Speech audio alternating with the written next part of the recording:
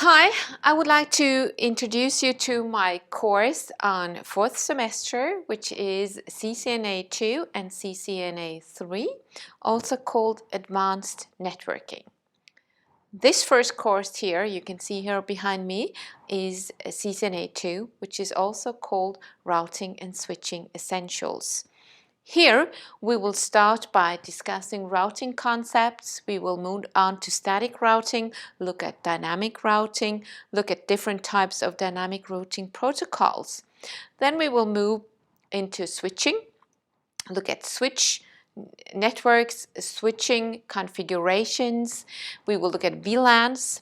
And after that, we will go into more specific functionalities like access control list, where we can filter traffic, and then we will look at DHCP and NAT, and set that up in routers and switches, well, routers, both of them, and how we can make our routers become a DHCP server and a NAT router.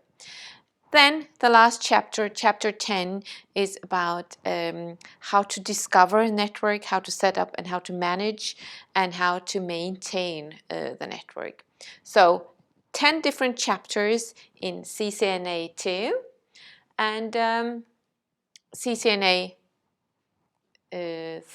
is called Scaling Networks. And here we will look at, as it said, scaling networks. We will look at redundancy in a local area network, how we can create redundant paths in a switch network. We will look at something called link aggregation, which is where you can bundle. For instance, if you had two 100 megabit lines, then you can put them together and bundle them so that it will be a 200 megabit connections instead. We will look at wireless LANs, of course, how to set that up together with the cabled local area networks.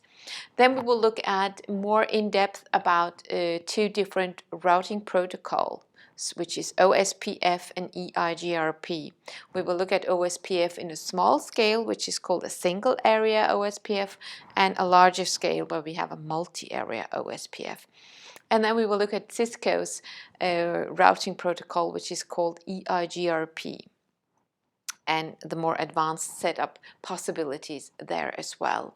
And then the last chapter here is about iOS images and licensing, how we can, update our routers with the new iOS and so forth. So this is about scaling from a smaller network to a larger network and how that can be done. And only 9 chapters here in CCNA3. Both of the courses are a lot of hands-on, a lot of configuration, a lot of setup yourself. But of course, still we have the modules in here like we had on CCNA1, and the setup is exactly the same.